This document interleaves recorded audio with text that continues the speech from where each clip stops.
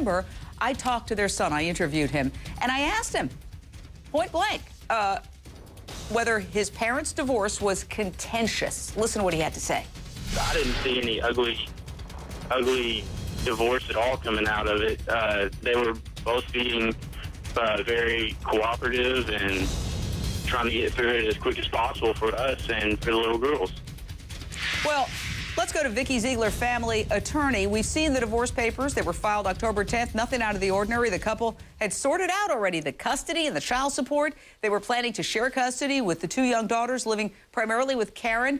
But hypothetically speaking, would you agree that it's not a great idea when you are divorcing someone to live in the same house with them during the course of the divorce?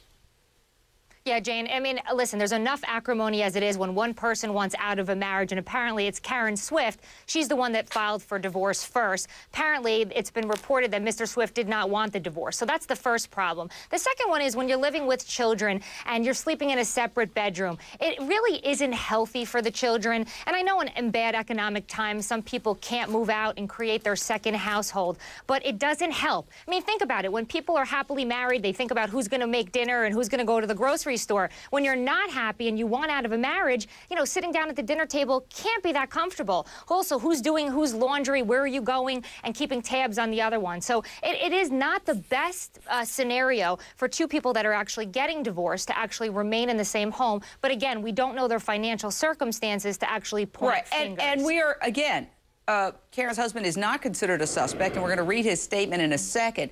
But if we don't get to examine these situations and learn something from them, hypothetically, then we really are doing the viewers a disservice. And I think it would be fair, you're an expert, to say, hey, unless absolutely there's no other alternative, don't live with your husband during the divorce. It's normal for her to text me. She did that a lot.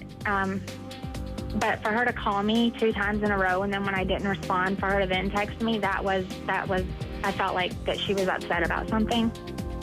Family attorney Vikki Ziegler, does that raise eyebrows in your mind? It definitely does. Maybe she was out of the house and she could speak freely and she needed to talk to a friend. She was at a party. So, you know, that to me perhaps has a question that she really needed an SOS. She needed a friend. There was something going on that she needed to talk to. Unfortunately, she was not able to speak to that friend. And there are a couple of the things, Jane, that are so troubling to me.